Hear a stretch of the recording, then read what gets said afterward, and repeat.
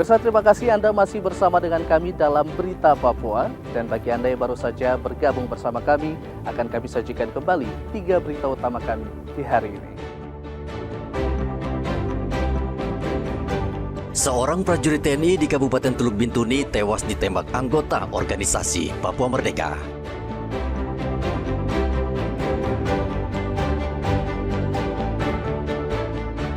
KKB di Kabupaten Pegunungan Bintang kembali membakar sekolah.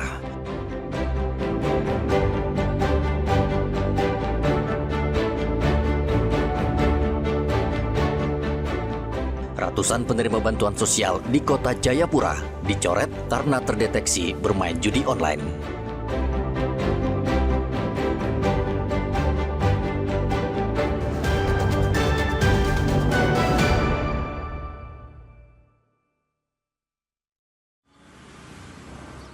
Seorang kepala distrik di Kabupaten Mimika melaporkan wartawan ke Mapolres Mimika.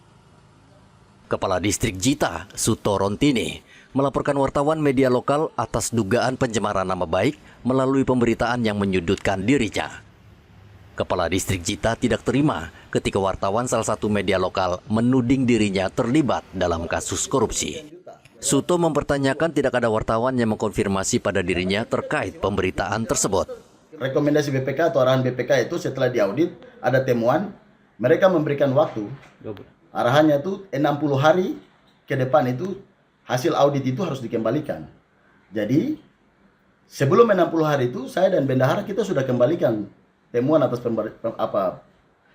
pembayaran perjalanan, kelebihan pembayaran perjalanan dinas. Nah, jadi ketika ada media yang menyampaikan itu, kemarin saya sempat baca juga yang bilang bongkar kasus. Tidak ada kasus korupsi yang kita lakukan. Temuannya sudah kita kembalikan. Terus kasus korupsi apa yang mau dibicarakan? Jadi ini kan sebenarnya asumsi yang sepihak saja. Jadi sehingga saya sudah buat laporan polisi. Saya lebih fokus kepada pencemaran nama baik saya secara pribadi.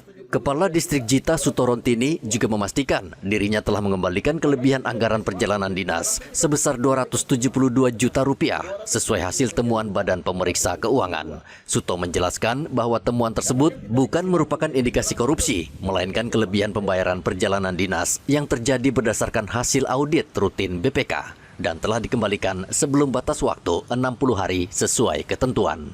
Igo Batmomolin dan Riantonai melaporkan dari Mimika, Papua Tengah.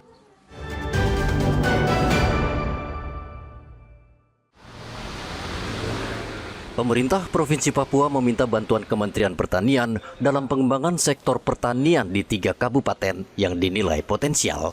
3 kabupaten itu masing-masing Kabupaten Kerom, Jayapura, dan Sarmi. Ketiga kabupaten itu dinilai masih banyak lahan kosong yang harus dimanfaatkan. Gubernur Papua Matius Fakiri pada hari Selasa bertemu dengan Menteri Pertanian Amran Sulaiman di Gedung Kementan Jakarta agar sektor pertanian di Papua mendapat perhatian. Pertemuan yang berlangsung tertutup itu membahas tentang pengembangan 4 komoditas unggulan, yaitu padi, kakao, kopi, dan sagu. Pertanian khususnya petak sawah, kemudian kakao, tadi ada 4 item ya, itu kita akan membangun di Provinsi Papua. Kami ada 3 kabupaten yang kayaknya cocok untuk kegiatan-kegiatan itu. Di Sarmi, di Kabupaten Jayapura, di Kerom. Ada juga nanti di Sarmi, dan kami lihat yang ada di daratan ini, sehingga ini mempercepat pertumbuhan pertanian, dan tentunya ada beberapa hal yang nanti diperbaiki. Menurut data Kementerian Kehutanan tahun 2025, lahan yang belum produktif, lahan sisa perkebunan, dan lahan kritis jumlahnya mencapai sekitar 4 hingga 5 juta hektar. Jutaan lahan ini akan dikembangkan sehingga menjadi berguna bagi masyarakat di tanah Papua.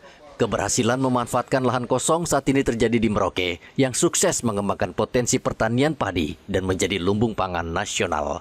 Arthur dan Riantonai melaporkan dari Kota Jayapura, Papua. Pemirsa, informasi tadi mengakhiri jumpa kita dalam Berita Papua. Saya Heri Orut mewakili seluruh kerabat kerja yang bertugas mengucapkan terima kasih atas kebersamaan Anda. Selamat pagi, selamat beraktivitas, dan wanyambi.